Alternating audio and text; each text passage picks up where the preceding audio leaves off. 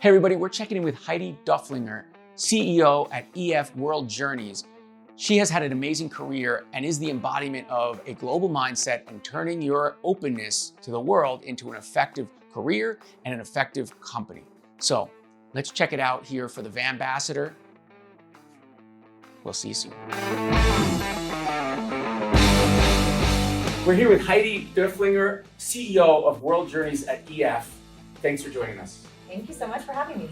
So you have your own origin story beyond and before probably EF. Could you talk a little bit about that experience and what is the key aspect that led to you being a global traveler coming from Kansas that differentiated from other people in your community? I grew up in a small farming community in Kansas, and where travel wasn't a word that we were talking about around our dinner table. And I didn't know anyone who traveled internationally when I was growing up until my family started hosting international exchange students. So from the 4th grade until I graduated high school, for 9 years, we hosted 9 different students from 9 different countries around the world and 3 different continents.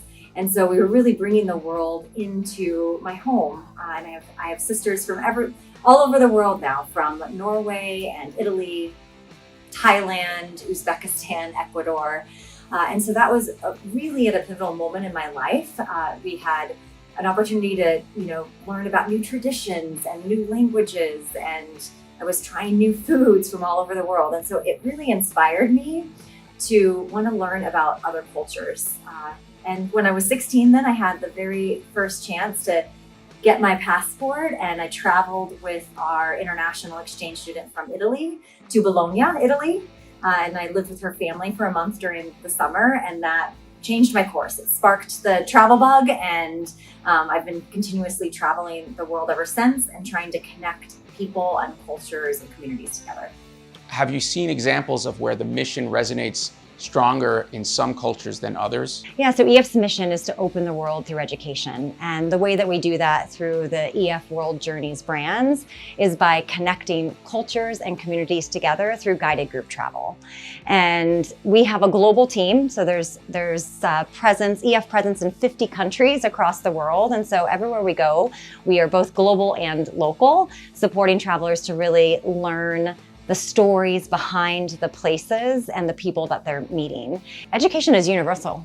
And no matter where you're going in the world, if it's, Africa, Asia, Central and South America, what unites people is, they care about their family, they care about their communities, and they care about learning and investing in their own growth and development and those around them. So education is universal. How do you use a shared mission to align your various team members across different cultures and geography? Yeah, so actually this is one of the really incredible things about working at EF and being this global company. We very much live and breathe and talk about our values as a company continuously. So some of those values are things like entrepreneurial spirit. So, if you have an idea, how are you taking it and actioning it? Innovations, we always want to be forward-looking and thinking about how we can improve our experiences for our customers. Or passion, so really showing up every day as your whole self and bringing that to work, but also putting passion into what we're delivering for travelers, or having a nothing is impossible mindset. So we actually talk a lot about these values because they are represented no matter what part of EF that you work in and what country that you're working in.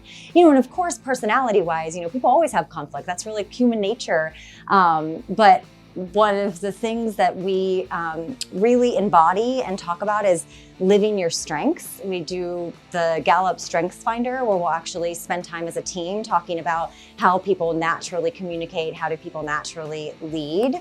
And so when someone's showing up and you understand one person might need a lot more context around a decision that you're making, another person might be a big achiever and love big goals, or someone else might have competition, and maybe another person, myself included, is an includer. And so it's important to me to bring us all together as a community. And so we intentionally spend time when working as both teams that you work most closely with and as a leadership team to understand what really makes each person thrive. When I was in China at the US Embassy as a Foreign Service Officer, I was managing local Chinese, and my default management style when I came in was one of a democratic kind of openness to new ideas, buy-in from the group. That was not as well received initially as I had thought it would be. It was more seen as, hey, if this guy's asking me for advice, he clearly doesn't have a vision and know where he's going. Have you found things like that where there's different management styles that just don't work in different cultures? Oh, that's interesting. So, actually, when I was in university, I took a course and then later was a student teacher for a cross-cultural communications course that was actually exactly on this topic of helping people understand how to communicate with each other. And it's something we talk a lot about at EF. We have an extremely diverse workforce being present with 500 offices and schools in over 50 countries around the world.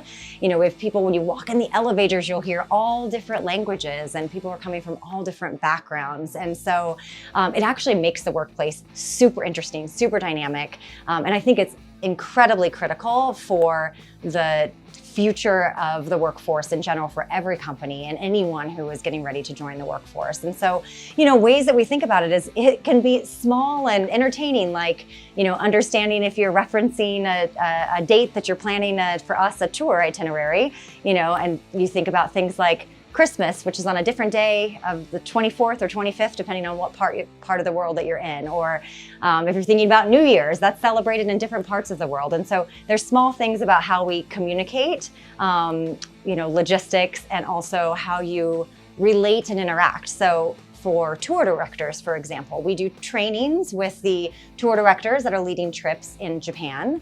And if you consider the Japanese culture or the US culture, there are nuances and differences of how people are wanting to relate to each other, even as simple as how you greet one another. So we facilitate workshops that help our guides understand how Americans might perceive their signs of respect or the way that they're saying hello. Americans, we love to hug and we're very loud and outgoing and playful. And so those are really important as you're bringing groups together to help our guides understand our travelers and then to help our travelers learn more about the culture of the place they're going. You just hired a new executive, I believe, VP for EF Ventures. What are the attributes that you look for in that hire? When we were looking for someone to join the team, we were looking for someone that could understand those values of our travelers who both want to connect more with others in the group, with the people that they're meeting along the journey, who want to, explore nature and who want to understand a little bit more about the traditions and also relax over, beautiful meals that are locally owned restaurants and boutique lodging where you can have a spa with a view and relax after your long day of being active. And so, our VP of marketing, we're super excited to have him joining. His focus is to really get into the motivations behind travelers that are wanting to take this type of culturally immersive active adventure. When you're joining the EF Adventures team, most people are super active adventurers themselves and definitely are passionate about community connection and cultural immersion.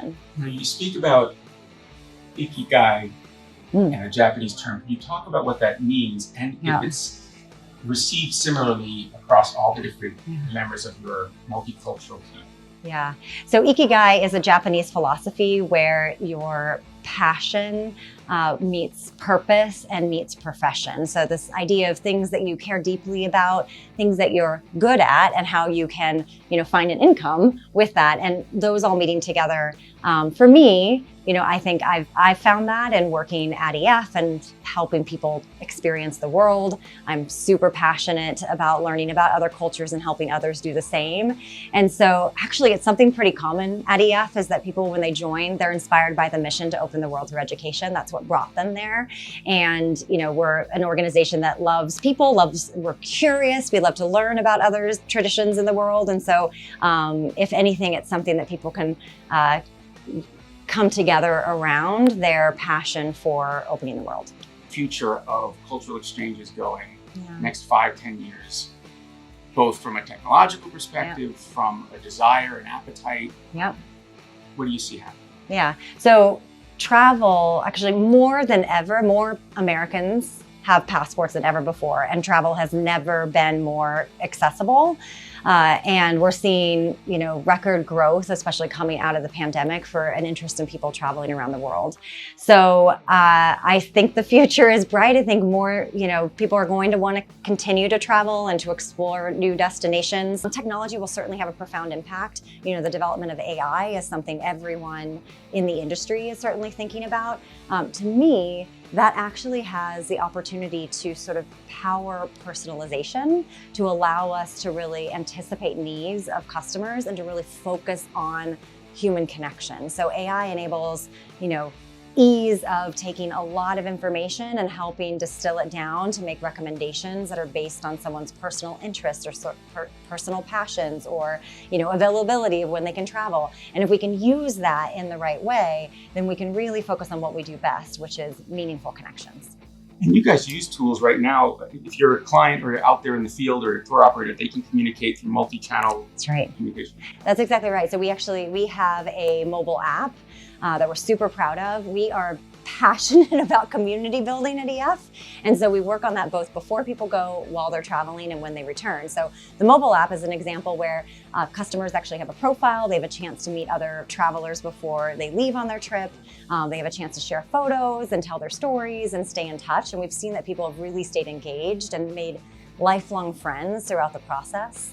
Another passion is actually solo travel.